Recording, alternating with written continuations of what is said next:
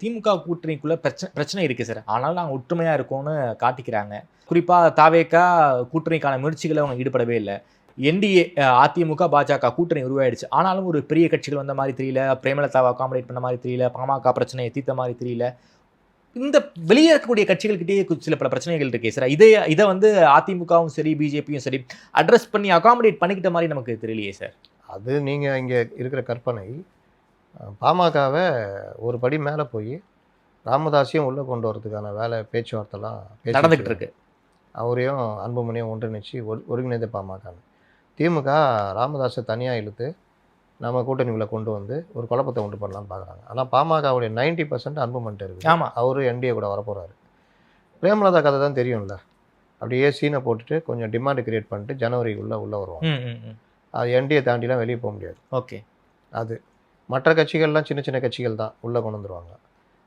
Main இது வந்து தாவேகா உள்ளே கொண்டு வரதுக்கான ஏற்பாடு.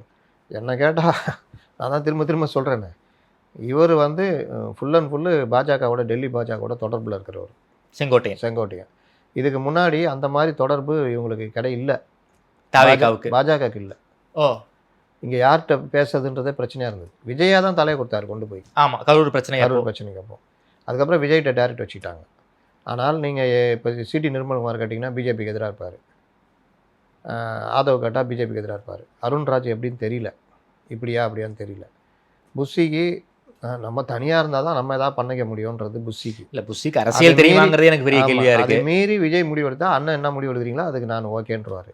கட்சியில் பெரும்பாலான மாவட்ட செயலாளர்கள், நிர்வாகிகள் அதிமுக கூட்டணிக்குள்ளே போனால்தான் நமக்கு பிரச்சனை இல்லாமல் நம்ம ஓரளவு தேர்தலை சந்திக்க முடியும், நமக்கு நல்லதுன்னு நினைக்கிறாங்க. அப்போ இந்த விஷயங்களோடு சேர்ந்து பாஜகவோட தொடர்புள்ள ஆக்சஸ் உள்ள ஒருத்தர் தலைமை பதவியில் விஜயை சந்திக்கக்கூடிய இடத்துல உக்காடுறாருன்னா பாஜகவுக்கு அது எவ்வளோ நன்மைன்னு பார்த்துக்குங்க. ஓகே, எடப்பாடி விட்டுருங்க, பாஜக எப்படி அதை ஆக்சஸ் பண்ணணுன்றதை பார்த்துக்குங்க. நான் அந்த ரீதியில் தான் நான் சொல்கிறேன்.